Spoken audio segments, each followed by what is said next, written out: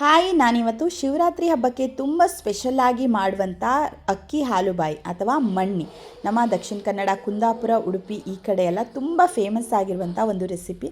ಹಾಲ್ಬಾಯಿ ಅಂತ ಕರೀತಾರೆ, ಕೆಲವರು ಮಣ್ಣಿ ಅಂತ ಕರೀತಾರೆ. ನಾವು ಕುಂದಾಪುರದವರು ಮಣ್ಣಿ ಅಂತ ಕರಿತೀವಿ. ಇದನ್ನು ಯಾವ ಥರ ಪರ್ಫೆಕ್ಟಾಗಿ ಮಾಡೋದು ಅಂತ ಹೇಳ್ತೀನಿ ಬನ್ನಿ. ಮೊದಲಿಗೆ ನಾನಿಲ್ಲಿ 1 ಕಪ್ ಆಗುವಷ್ಟು ದೋಸೆ ರೈಸನ್ನ 1-2 ಗಂಟೆ ನೀರಲ್ಲಿ ವಾಶ್ ಮಾಡಿ ನೆನೆಸಿ ಇಟ್ಟಿದ್ದೀನಿ. ಇದೀಗ ನೆಂದಿದೆ. ಇದನ್ನು ಒಂದು ಮಿಕ್ಸಿ ಜಾರ್ಗೆ ಹಾಕಿ ರುಬ್ಕೊಳ್ಬೇಕು. ಮಿಕ್ಸಿ ಜಾರ್ಗೆ ಏನೆಲ್ಲ ಹಾಕ್ಕೋಬೇಕು ಅಂತ ಹೇಳ್ತೀನಿ ಬನ್ನಿ. ಇದನ್ನು ಈಗ ಮಿಕ್ಸಿ ಜಾರ್ಗೆ ಹಾಕ್ಕೊಳ್ಳಿ. ಆಮೇಲೆ ಅದಕ್ಕೇ ಒಂದು 10ರಿಂದ 15 ಬಾದಾಮಿ, ಇದು ಆಪ್ಷನಲ್, ಬೇಕಿದ್ದರೆ ಹಾಕ್ಕೋಬೋದು, ಟೇಸ್ಟ್ಗೋಸ್ಕರ ಹಾಕ್ಕೊಳ್ಳೋದು. ಹಾಗೆ ಒಂದು 10 ಗೋಡಂಬಿ. ಬಾದಾಮಿ ಮತ್ತು ಗೋಡಂಬಿ ನಿಮಗೆ ಇಷ್ಟ ಇದ್ದರೆ, ಮನೇಲಿ ಇತ್ತು ಅಂದರೆ ಹಾಕ್ಕೊಳ್ಳಿ. ಚಿಟಿಕೆಯಷ್ಟು ಒಂದು 10 ಕಾಳಾಗುವಷ್ಟು ಜೀರಿಗೆ, ಹಾಗೆ 1 ಕಪ್ ಆಗುವಷ್ಟು ಫ್ರೆಶ್ ಕಾಯಿ ತುರಿ ಇದ್ದರೆ ಹಾಕ್ಕೊಳ್ಳಿ, ತುಂಬ ಚೆನ್ನಾಗಿ ಬರುತ್ತೆ ಟೇಸ್ಟು. ಹಾಗೆ ಸ್ವಲ್ಪ ನಾನಿಲ್ಲಿ ಯಾಲಕ್ಕಿ, ಇಡೀ ಯಾಲಕ್ಕಿ ಇಲ್ಲ, ಅದಕ್ಕೆ ಪುಡಿನ ಇದಕ್ಕೆ ಆ್ಯಡ್ ಮಾಡ್ಕೊಳ್ತಾ ಇದ್ದೀನಿ. ಇಡೀ ಯಾಲಕ್ಕಿ ಇದ್ದರೆ ಒಂದು 3 ಯಾಲಕ್ಕಿನ ಹಾಕ್ಕೊಳ್ಳಿ. ಇದಕ್ಕೇ ಸ್ವಲ್ಪ ನೀರು ಹಾಕ್ಕೊಂಡು ಇವಾಗ ನುಣ್ಣಗೆ, ತುಂಬ ನುಣ್ಣಗೆ ಗ್ರೈಂಡ್ ಮಾಡ್ಕೊಳ್ಬೇಕು, ಇಲ್ಲ ಅಂದರೆ ಮಣ್ಣಿ ಕರೆಕ್ಟಾಗಿ ಬರಲ್ಲ. ಅದಕ್ಕೋಸ್ಕರ ಎಷ್ಟು ನುಣ್ಣಗಾಗುತ್ತೋ ಅಷ್ಟು ನುಣ್ಣಗೆ ಗ್ರೈಂಡ್ ಮಾಡ್ಕೊಳ್ಳಿ. ನೋಡಿ ಎಷ್ಟು ಪೇಸ್ಟ್ ಥರ ಆಗಿದೆ ಅಂತ. ಇದನ್ನು ನೀವು ಯಾವ ಪಾತ್ರೆಯಲ್ಲಿ ಮಾಡ್ತೀರಾ ಆ ಪಾತ್ರೆಗೆ ಟ್ರಾನ್ಸ್ಫರ್ ಮಾಡ್ಕೊಳ್ಳಿ. ಅದೇ ಥರ ಎಲ್ಲದನ್ನು ರುಬ್ಬಿ ಅದಕ್ಕೆ ಹಾಕ್ಕೊಳ್ಳಿ. ಆಮೇಲೆ ಇದಕ್ಕೆ ನಾನು ಸ್ವಲ್ಪ ನೀರು ಹಾಕ್ಕೊಳ್ತಾ ಇದ್ದೀನಿ. 1 ಗ್ಲಾಸ್ ಆಗುವಷ್ಟು ನೀರನ್ನು ಆ್ಯಡ್ ಮಾಡ್ಕೊಳ್ತಾ ಇದ್ದೀನಿ. ಇದು ತುಂಬ ತೆಳ್ಳಗೆ ಇರಬೇಕು. ಯಾವ ಥರ ಅಂದರೆ ನೀವು ನೀರು ದೋಸೆ ಏನು ಮಾಡ್ತೀರಲ್ಲ ಆ ಹಿಟ್ಟಿನ ಅದಕ್ಕೆ ಇರಬೇಕು. ನಾನಿಲ್ಲಿ ಒಂದು 200ರಿಂದ 300 ಗ್ರಾಮ್ ಆಗುವಷ್ಟು ಬೆಲ್ಲನ ಪುಡಿ ಮಾಡಿ ಹಾಕ್ಕೊಳ್ತಾ ಇದ್ದೀನಿ. ನೋಡಿ, ನಿಮಗೆ ಸಿಹಿ ಎಷ್ಟು ಬೇಕು ಅಂತ ಗೊತ್ತಾಗ್ತದಲ್ಲ. ನಾನು ಸ್ವಲ್ಪ ಮಿಕ್ಕಿದೆ, ಅದನ್ನು ಆಮೇಲೆ ಹಾಕ್ಕೊಳ್ತೀನಿ. ಬೇಕಿದ್ದರೆ ಹಾಕ್ಕೋಬೋದು, ಇಲ್ಲಾಂದರೆ ಅದನ್ನು ಸೈಡಿಗೆ ಎತ್ತಿಟ್ಕೊಳ್ಳಿ. ಆಮೇಲೆ ರುಚಿಗೆ ಸ್ವಲ್ಪ ಚಿಟಿಕೆ ಆಗುವಷ್ಟು ಉಪ್ಪು, ಇಷ್ಟನ್ನು ಇವಾಗ ಹಾಕಿ ಚೆನ್ನಾಗಿ ಮಿಕ್ಸ್ ಮಾಡ್ಕೊಳ್ಳಿ. ಇದನ್ನು ನೀವು ಯಾವ ಥರ ಹದ ಅಂದರೆ, ನೀವು ನೀರು ದೋಸೆ ಕಡಿತೀರಲ್ಲ ಸೇಮ್ ಅದೇ ಹದದಲ್ಲಿ, ಅಷ್ಟೇ ತೆಳ್ಳಗೆ ಇರಬೇಕು. ಯಾಕಂದರೆ ಅದು ಕರೆಕ್ಟಾಗಿ ಬೇಯಬೇಕಲ್ಲ, ಅದಕ್ಕೋಸ್ಕರ. ನೋಡಿ, ಸ್ವಲ್ಪ ದಪ್ಪಗಿತ್ತು, ಅದಕ್ಕೋಸ್ಕರ ಇನ್ನೊಂದು ಸ್ವಲ್ಪ ನೀರು ಹಾಕ್ಕೊಂಡು ಅದನ್ನು ಇನ್ನೊಂದು ಸ್ವಲ್ಪ ತೆಳ್ಳಗೆ ಮಾಡ್ಕೊಳ್ತಾ ಇದ್ದೀನಿ.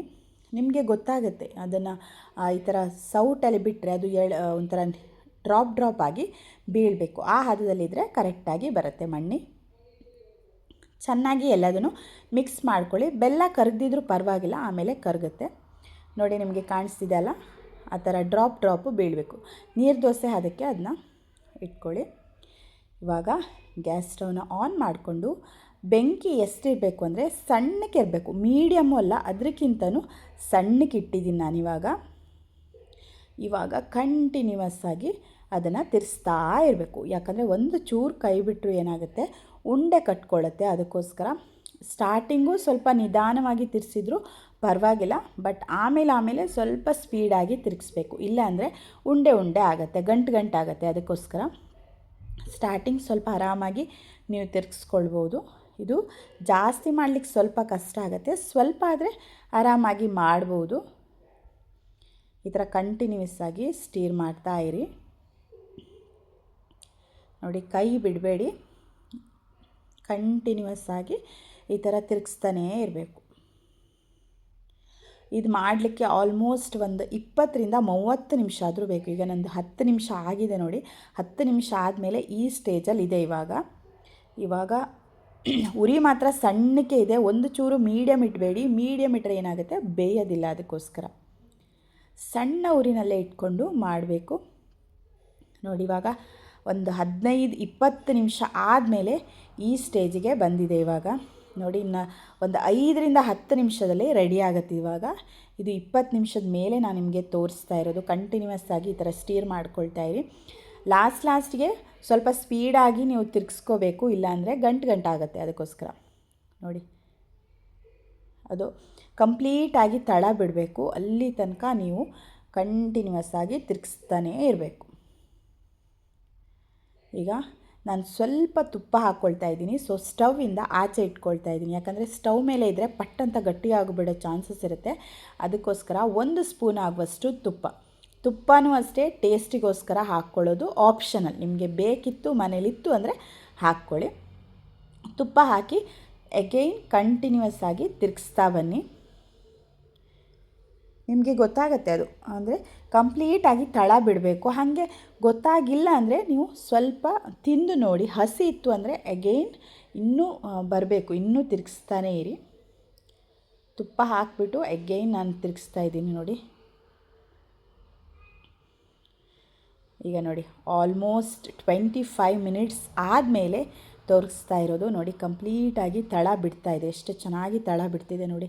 ಒಂದು ಚೂರು ಸಹ ಅಂಟ್ಕೊಳ್ಳಲ್ಲ. ಇದು ನಾನ್ ಸ್ಟಿಕ್ ಪಾತ್ರೆ ಆದ್ದರಿಂದ ತಳಕ್ಕೆ ಹಿಡಿಯಲ್ಲ. ಇಲ್ಲಾಂದರೆ ಬೇರೆ ಸ್ಟೀಲ್ ಪಾತ್ರ ಅಥವಾ ಬೇರೆ ಪಾತ್ರ ಆದರೆ ತಳಕ್ಕೆ ಹಿಡಿಯೋ ಚಾನ್ಸ್ ಇರುತ್ತೆ. ಅದಕ್ಕೋಸ್ಕರ ನೀವು ಸ್ವಲ್ಪ ಮಾಡಲಿಕ್ಕೆ ಮುಂಚೆ ಸ್ವಲ್ಪ ಎಣ್ಣೆ ತಳಕ್ಕೆ ಹಾಕ್ಕೊಂಡ್ರೆ ತಳ ಬಿಡತ್ತೆ. ಅದಕ್ಕೋಸ್ಕರ ತಳಕ್ಕೆ ಹಿಡಿಯಲ್ಲ ನೋಡಿ. ಇದು ಕಂಪ್ಲೀಟಾಗಿ ಈಗ ತಳ ಬಿಡ್ತಾ ಇದೆ.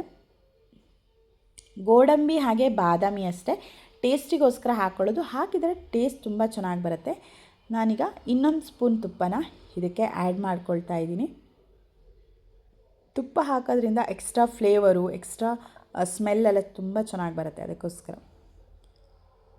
ಈಗ ಆಲ್ಮೋಸ್ಟ್ ರೆಡಿ ಆಯಿತು. ಇನ್ನೊಂದು 2-3 ಮಿನಿಟ್ಸಲ್ಲೇ ಮಣ್ಣಿ ರೆಡಿ ಆಗುತ್ತೆ ನೋಡಿ. ಕಂಪ್ಲೀಟಾಗಿ ಇವಾಗ ತಳ ಬಿಡ್ತಿದೆ. ಎಂಥ ಸಹ ತಳ ಹಿಡಿತಾ ಇಲ್ಲ. ಆಲ್ಮೋಸ್ಟಾಗಿ ಕಂಪ್ಲೀಟಾಗಿ ತಳ ಬಿಡ್ತಾ ಇದೆ. ಇದು ಆಗುತ್ತೆ ಇವಾಗ. ರೆಡಿ ಆಯಿತು. 2-3 ರೆಡಿ ಆಯ್ತು ಇವಾಗ. ಇದು ನೋಡಿ, ನಿಮಗೆ ಕಾಣ್ತಾ ಇರ್ಬೋದು. ಒಂದು ಚೂರು ಸಹ ತಳಕ್ಕೆ ಹಿಡಿತಾ ಇಲ್ಲ. ಹಾಗೆ ಒಂದು ಚೂರು ಸಹ ಗಂಟು ಕೂಡ ಆಗಿಲ್ಲ. ಗಂಟಾದರೆ ಏನಾಗುತ್ತೆ, ಮಧ್ಯ ಮಧ್ಯ ಹಸಿ ಹಸಿ ಹಿಟ್ಟಿರುತ್ತೆ. ಅದಕ್ಕೋಸ್ಕರ ಕಂಟಿನ್ಯೂಸ್ ಆಗಿ ತಿರುಗಿಸೋದ್ರಿಂದ ಗಂಟು ಆಗಲ್ಲ, ಹಸಿನೂ ಇರಲ್ಲ, ಕರೆಕ್ಟಾಗಿ ಬೇಯುತ್ತೆ. ನೀವು ನೀರು ದೋಸೆ ಅದಕ್ಕೆ ಇಟ್ಕೊಳ್ಳಿ. ಹಾಗೆ ಬೆಂಕಿನ ತುಂಬ ಸಣ್ಣಕ್ಕೆ ಇಟ್ಕೊಳ್ಳಿ. ಒಂದು ಚೂರು ಮೀಡಿಯಮ್ ಫ್ಲೇಮಿಗೆ ಇಟ್ಕೊಂಡ್ರೆ ಒಂದೇ ಸಲ ಗಂಟಾಗಿಬಿಡುತ್ತೆ, ಗಟ್ಟಿಯಾಗಿಬಿಡುತ್ತೆ. ಅದಕ್ಕೋಸ್ಕರ ಈ ರಾಗಿ ಮುದ್ದೆ ಮಾಡೋರಿಗೆಲ್ಲ ಇದೆಲ್ಲ ತುಂಬ ಗೊತ್ತಿರುತ್ತೆ. ಬಟ್ ನಮ್ಮ ಕಡೆ ಎಲ್ಲ ರಾಗಿ ಮುದ್ದೆ ಎಲ್ಲ ಮಾಡಲ್ಲ. ಅದಕ್ಕೋಸ್ಕರ ಈ ಮಣ್ಣಿ ಅಂತ ಮಾಡಿದಾಗ ಕೆಲವು ಸಲ ಏನಾಗುತ್ತೆ, ಹದ ತಪ್ಪೋಗುತ್ತೆ. ಅದನ್ನ ನಾನು ಸ್ಟವಿಂದ ಆಫ್ ಮಾಡಿದೆ. ಇವಾಗ ಕಂಪ್ಲೀಟಾಗಿ ತಳ ಬಿಟ್ಟಾದಮೇಲೆ ನೀವು ಬಾಳೆ ಎಲೆ ಇದ್ದರೆ ಬಾಳೆ ಎಲೆ ಮೇಲೆ ಹಾಕ್ಕೋಬೋದು. ಇಲ್ಲಾಂದರೆ ಒಂದು ಪ್ಲೇಟ್ಗೆ ಸ್ವಲ್ಪ ತುಪ್ಪ ಸವರ್ಕೊಂಡು ಅದನ್ನ ಈಗ ನೋಡಿ, ನಿಮಗೆ ಕಾಣ್ತಾ ಇರ್ಬೋದು ಎಷ್ಟು ಚೆನ್ನಾಗಿ ಕಾಣ್ತಾ ಇದೆ ಅಂತ. ಇದನ್ನ ಇವಾಗ ಕರೆಕ್ಟಾಗಿ ಸ್ಪ್ರೆಡ್ ಮಾಡ್ಕೊಳ್ಳಿ. ಸ್ವಲ್ಪ ತೆಳ್ಳಗೆ ಸ್ಪ್ರೆಡ್ ಮಾಡಿದರೆ ಟೇಸ್ಟ್ ಚೆನ್ನಾಗಿ ಬರುತ್ತೆ. ಇಲ್ಲಾಂದರೆ ದಪ್ಪಗೆ. ನಾನು ಒಂದೇ ಇದಕ್ಕೆ ಟ್ರೈಗೆ ಹಾಕ್ತಾಯಿದ್ದೀನಿ. ಅದಕ್ಕೆ ಎಲ್ಲದನ್ನು ಸೆಟ್ ಮಾಡ್ಕೊಳ್ಳಿ. ಇವಾಗ ಶೇಪಿಗೆ ಸೆಟ್ ಮಾಡಿಕೊಂಡು ಒಂದು ಅರ್ಧ ಗಂಟೆ ಬಿಟ್ಟರೆ ಸಾಕು. ಕರೆಕ್ಟಾಗಿ ಸೆಟ್ಟಾಗಿ ಅದು ಗಟ್ಟಿ ಆಗಿಬಿಡುತ್ತೆ. ಮೊದಲೆಲ್ಲ ಏನು ಮಾಡ್ತಾಯಿದ್ರು, ನೈಟ್ ಮಾಡಿ ಬೆಳಿಗ್ಗೆ ತಿಂತಾಯಿದ್ರು. ಅದು ಈಗ ಒಂದು ಅರ್ಧ ಗಂಟೆ ಒಳಗೆ ಅದು ಕರೆಕ್ಟಾಗಿ ಸೆಟ್ ಆಗುತ್ತೆ ನೋಡಿ. ನಾನು ಅರ್ಧ ಗಂಟೆ ಆದಮೇಲೆ ಕಟ್ ಮಾಡಿ, ನಿಮಗೆ ಯಾವ ಶೇಪ್ ಬೇಕೋ ಆ ಶೇಪಿಗೆ ಕಟ್ ಮಾಡಿ ನಾನು ತೋರಿಸ್ತಾ ಇದ್ದೀನಿ. ಎಷ್ಟು ಸೂಪರಾಗಿ ಕಾಣ್ತಾ ಇದೆ ಅಂತ. ಸಕ್ಕದಾಗಿತ್ತು. ನೀವು ಕೂಡ ಈ ಶಿವರಾತ್ರಿಗೆ ಈ ರೆಸಿಪಿನ ಟ್ರೈ ಮಾಡಿ. ವಿಡಿಯೋ ಇಷ್ಟ ಆದರೆ ಚಾನಲ್ನ ಸಬ್ಸ್ಕ್ರೈಬ್ ಮಾಡ್ಕೊಳ್ಳೋದು ಮರಿಬೇಡಿ. ತುಂಬಾ ಚೆನ್ನಾಗಿತ್ತು. ನೀವು ಕೂಡ ಟ್ರೈ ಮಾಡಿ. ವಿಡಿಯೋ ಇಷ್ಟ ಆದರೆ ಚಾನಲ್ನ ಸಬ್ಸ್ಕ್ರೈಬ್ ಮಾಡ್ಕೊಳ್ಳಿ. ನಿಮ್ಮ ಫ್ರೆಂಡ್ಸ್ಗೂ ಫ್ಯಾಮಿಲಿ ಮೆಂಬರ್ಸ್ಗೂ ಶೇರ್ ಮಾಡಿ. Thanks for watching. See you on next video. Bye bye.